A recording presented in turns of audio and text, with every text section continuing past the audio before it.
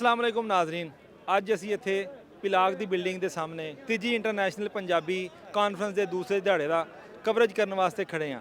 ਮੇਰੇ ਨਾਲ ਸਾਡੀ ਨਿਸਵਾਨੀਅਤ ਨੂੰ ਰਿਪਰੈਜ਼ੈਂਟ ਕਰਦਿਆਂ ਹੋਇਆਂ ਦੋ ਪੜ੍ਹੀਆਂ ਲਿਖੀਆਂ ਫੀਮੇਲ ਕੱਲ ਵੀ ਆਈਆਂ, ਅੱਜ ਵੀ ਆਈਆਂ ਔਰ ਕਾਨੂੰਨਦਾਨ ਵੀ ਨੇ। ਮੈਂ ਉਹਨਾਂ ਅੱਗੇ ਗੁਜ਼ਾਰਿਸ਼ ਕਰਾਂਗਾ ਕਿ ਜਿਹੜਾ ਇੱਕ ਲੇਬਲ ਪੰਜਾਬੀ ਦੇ ਉੱਤੇ ਜਾਹਲ ਹੋਣ ਦਾ ਲਾ ਦਿੱਤਾ ਗਿਆ ਹੈ, ਇਹ ਚਰਚਾ ਅੰਦਰ ਵੀ ਹੋ ਰਹੀ ਸੀ ਬੈਠ ਕੇ, ਬਾਹਰ ਵੀ ਲੋਕਾਂ ਨਾਲ ਡਿਸਕਸ਼ਨ ਹੋਈ ਹੈ ਕਿ ਪੰਜਾਬੀ ਨੂੰ ਨਾ ਜਾਹਲੀਅਤ ਔਰ ਪੇਂਡੂਆਂ ਦੀ ਜ਼ੁਬਾਨ ਡਿਕਲੇਅਰ ਕਰ ਦਿੱਤਾ ਗਿਆ ਹੈ। ਲੇਕਿਨ ਇਹ ਤਾਂ ਮਾਸ਼ਾਅੱਲਾ ਵੈਲ ਐਜੂਕੇਟਿਡ ਪਰਸਨੈਲਿਟੀਜ਼ ਨੇ, ਸਾਡੇ ਕਾਨੂੰਨਦਾਨ ਨੇ, ਸਾਡੇ ਮੁਆਸ਼ਰੇ ਦੀਆਂ ਪ੍ਰੈਕਟੀਕਲ ਔਰਤਾਂ ਨੇ। ਮੈਂ ਚਾਹਾਂਗਾ ਮੈਡਮ ਕੁਛ ਸਾਡੇ ਇਸ ਦੁੱਖ ਨੂੰ ਸਾਂਝਾ ਕਰੋ ਵੀ ਅੰਕਲ ਲਾਇਰ ਤੁਸੀਂ ਥੋੜਾ ਤੁਹਾਡੀ ਗੱਲ ਦੀ ਵਕਤ ਸਾਡੇ ਕਹਿਣ ਨਾਲੋਂ ਜ਼ਿਆਦਾ ਹੋਏਗੀ ਕਿ ਪੰਜਾਬੀ ਨੂੰ ਜਿਹੜਾ ਜਾਹਲੀਅਤ ਨਾਲ ਜੋੜ ਦਿੱਤਾ ਗਿਆ ਉਹਦਾ ਕੀ ਹੱਲ ਅਸੀਂ ਕਰੀਏ। ਮੈਂ ਸਮਝਦੀ ਹਾਂ ਬਿਲਕੁਲ ਗਲਤ ਗੱਲ ਹੈਗੀ ਹੈ, ਕਿਉਂਕਿ ਪੰਜਾਬੀ ਸਾਡੀ ਆਪਣੀ ਪਹਿਚਾਣ ਹੈ।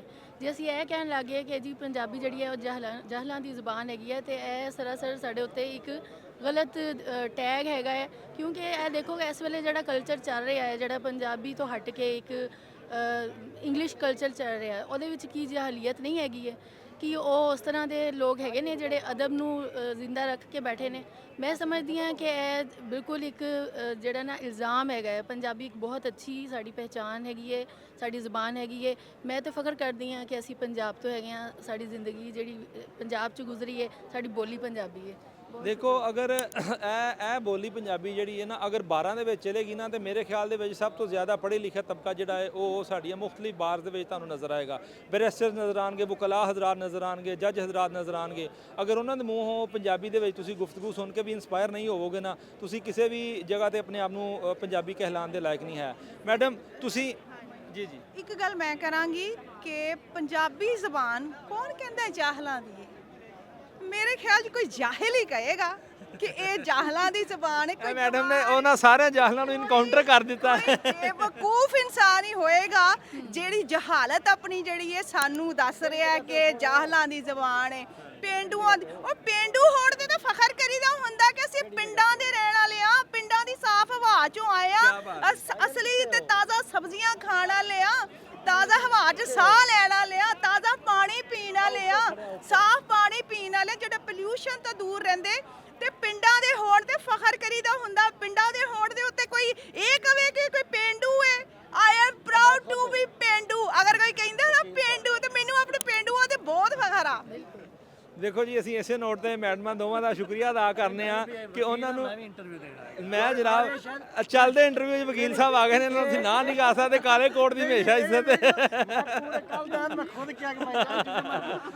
ਸਰ ਜ਼ਰੂਰ ਸਾਡੇ ਵਾਸਤੇ ਖੁਸ਼ਕਿਸਮਤੀ ਹੈ। ਦੇਖੋ ਮੈਂ ਇਹ ਗੱਲ ਕਰ ਰਿਹਾ ਸਾਂ ਕਿ ਅਗਰ ਇਹ ਪੰਜਾਬੀ ਜਿਹੜੀ ਹੈ ਨਾ ਉਹ ਅਗਰ ਵੇਖੋ 12 ਦੇ ਵਿੱਚ ਬੋਲੀ ਜਾਏਗੀ ਨਾ, ਮੇਰਾ ਇਹ ਕਹਿਣ ਦਾ ਮਕਸਦ ਸੀ ਕਿ ਬਾਅਦ ਪੂਰੇ ਪੰਜਾਬ ਦੀਆਂ ਜਿਹੜੀਆਂ ਨੇ ਨਾ ਉਹ ਸਭ ਤੋਂ ਪੜ੍ਹਾ ਲਿਖਿਆ ਤਬਕਾ ਉੱਥੇ ਜਾਂਦਾ ਹੈ। ਅਗਰ ਦੂਸਰੇ ਐਂਡ ਤੇ ਸਾਇਲਾਂ ਦੇ ਪੁਆਇੰਟ ਆਫ ਵਿਊ ਤੇ ਦੇਖੀਏ ਨਾ, ਤੇ ਗ੍ਰਾਸ ਰੂਟ ਲੈਵਲ ਤੋਂ ਵੀ ਲੋਕ ਉਹਦੇ ਨਾਲ ਜੁੜੇ ਹੁੰਦੇ ਨੇ।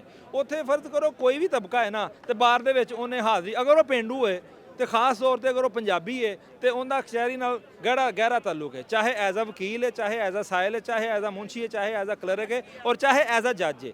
ਅਗਰ ਉੱਥੇ ਪੰਜਾਬੀ ਨੂੰ ਡੀਗ੍ਰੇਡ ਨਹੀਂ ਨਾ ਕੀਤਾ ਜਾ ਰਿਹਾ, ਤੇ ਮੇਰੇ ਖਿਆਲ ਦੇ ਵਿੱਚ ਇੱਕ ਮੈਸੇਜ ਸਾਡੇ ਵਕੀਲ ਭਾਈ ਵੀ ਸਾਡੇ ਨਾਲ ਬਾਰ ਐਸੋਸੀਏਸ਼ਨ ਤੋਂ ਜੁੜੇ ਨੇ, ਉਹਨਾਂ ਦਾ ਮੈਸੇਜ ਪੰਜਾਬੀ ਵਾਸਤੇ ਅਸੀਂ ਜਿਹੜਾ ਨਾ ਉਹ ਲੈਣਾ ਚਾਹਾਂਗੇ। ਸਰ ਜੀ ਬਿਸਮਿਲ੍ਲਾਹ ਰਹਿਮਾਨ ਰਹੀਮ। ਸਭ ਤੋਂ ਪਹਿਲੇ ਤਾਂ ਸ਼ੁਕਰੀਆ ਕਿ ਤੁਸੀਂ ਬੋਲਣ ਦਾ ਮੌਕਾ ਦਿੱਤਾ। ਮੇਰਾ ਨਾਮ ਰਾਏ ਜ਼ਹੀਰ ਐਡਵੋਕੇਟ ਉਕਾੜਾ ਤੋਂ ਮੇਰਾ ਤਾਲੁਕ ਹੈ। ਔਰ ਮੈਂ ਜਿਹੜੀ ਤੁਸੀਂ ਗੱਲ ਕਰ ਰਹੇ ਹੋ ਕਿ ਲੋਕਾਂ ਹੁਣ ਤੱਕ ਕੀ ਡਰਾਮੇਬਾਜ਼ੀਆਂ ਕੀਤੀਆਂ ਨੇ, ਕਿਸ ਤਰ੍ਹਾਂ ਦੇ ਗੱਲਾਂ ਕੀਤੀਆਂ ਨੇ ਸਾਨੂੰ, ਮੈਂ ਅਲਹਮਦੁਲਿਲਾ ਮੈਂ ਦੱਸ ਕੇ ਬੜਾ ਪ੍ਰਾਊਡ ਫੀਲ ਕਰਨਾ ਕਿ ਮੈਂ ਪੰਜਾਬੀ ਸ਼ਾਇਰ ਹਾਂ। ਪੰਜਾਬੀ ਵਿੱਚ ਮੈਂ ਸ਼ਾਇਰੀ ਕਰਨਾ। ਔਰ ਦੂਸਰੀ ਜਿਹੜੀ ਤੁਸੀਂ ਗੱਲ ਕਰ ਲਓ ਕਿ ਅਸੀਂ ਮੈਡਮ ਸਾਹਿਬ ਔਰ ਖੜੇ ਨੇ, ਅਲਹਮਦੁਲਿਲਾ ਮੈਂ ਤੇ ਮਤਲਬ ਬਹਿਸ ਦਾ ਇੱਕ ਸੀਕੁਐਂਸ ਹੁੰਦਾ ਹੈ, ਇੰਗਲਿਸ਼ ਹੀ ਕਰਨੀ, ਉਰਦੂ ਹੀ ਕਰਨੀ, ਲੇਕਿਨ ਸਾਨੂੰ ਅਗਰ ਉੱਥੇ ਜੱਜ ਸਾਹਿਬ ਦੇ ਸਾਹਮਣੇ ਪੰਜਾਬੀ ਬੋਲਣੀ ਪਵੇ ਤੇ ਸਾਨੂੰ ਉਹਦੇ 'ਚ ਕੋਈ ਪਰੇਸ਼ਾਨੀ ਜਾਂ ਸ਼ਰਮਸਾਰੀ ਨਹੀਂ ਹੁੰਦੀ। ਠੀਕ ਹੈ।